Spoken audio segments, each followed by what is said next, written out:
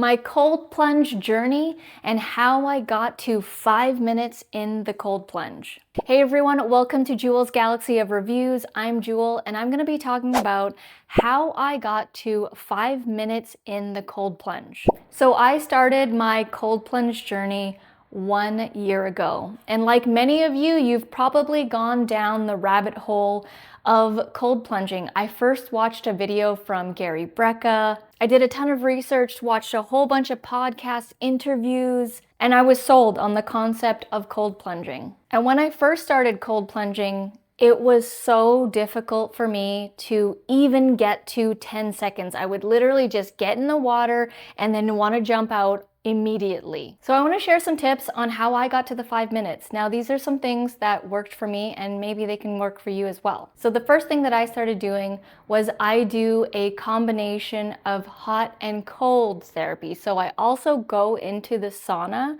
and then I go into the cold plunge. That makes it a lot easier to go into the cold plunge. I am now at the point where I'm actually switching it, where I'm starting to go into the cold plunge first and then go into the sauna. Another tip is when you are in the cold plunge, I highly recommend closing your eyes and setting a timer. I know that there are some people who like to count in their head and, count to a minute or something, but it's very difficult when you're in the cold water and you're trying to count to 60. You're either going to speed up or you're just going to break halfway through and just want to jump out. So let the timer do the timing so that you don't have to think about it. Close your eyes. And what I like to do is I like to do a deep breath in through my nose and a deep breath out through my mouth. I'm not an expert in doing breathing exercises or anything like that. This is what just works for me. So I breathe in through my nose fully. I hold it for a second or two, and then I release it out through my mouth. And I just keep doing that until I get to 5 minutes. When I'm closing my eyes, I'm not thinking about anything else but the breathing in and the breathing out. I do a lot of cold plunging here in Vancouver, and when I meet other people who are trying to get past the 30 seconds or the minute, I tell them to close their eyes and to just set a timer, and it definitely helps them increase their time. Another tip is when you're sitting in the tub. I do prefer the tub than the barrel, but for me, when I'm sitting in the tub, I like to have one of my feet touching the edge. And I don't lean back or anything. I'm 5'3", so the tub is usually quite big and you can float around and it makes it a lot harder if you're floating around. So I have my foot anchor myself in the tub, and then I do have all my extremities except for my neck. So the water's typically going up to here. And this is the position that I hold in the tub. So I'm usually like this, closing my eyes, and I'm breathing. And I'm just holding that for 5 minutes. I'm doing the deep breath in, the deep breath out, and I'm not moving. As much as possible, I'm not waving my hands in the air or checking the time or anything like that. I'm just staying still. And honestly, I'm focusing on becoming one with the water. I am the water. Another tip when you're starting off is you can leave your arms and feet out of the water and just kind of have your body in there.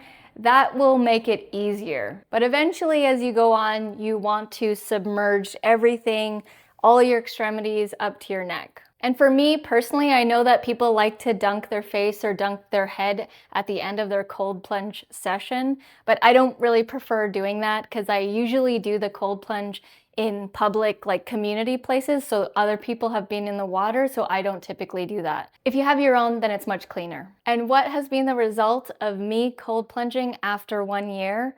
Well, the biggest thing is I did get to 5 minutes. I can actually go longer, but I have done research and seen that anything past 3 minutes, you're not really getting any extra health benefits. I just do 5 minutes because I like to challenge myself. And honestly, cold plunging, it's all a mind game. It does not matter how physically strong you are.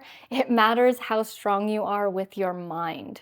One of the main things that I've noticed is the ability to handle stress better throughout the week. So I actually only do cold plunge once a week. So in going once a week, I always make sure that I do 3 5-minute cold plunge sets. And for me, that has been working great. I love it. It's a challenge for me. Some days are better than others. I have noticed with my Oura Ring increased quality of sleep. It gives me so much energy when I cold plunge that day, and you just feel so alive. I'm honestly addicted to cold plunging and doing the sauna at the same time. I know that everybody's different, but I will say that since I started cold plunging, I have not gotten sick.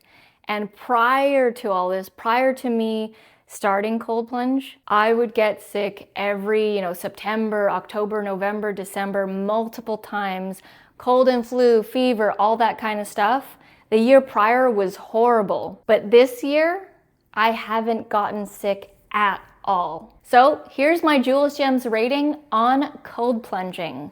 I definitely, without a doubt, give this a 10 out of 10.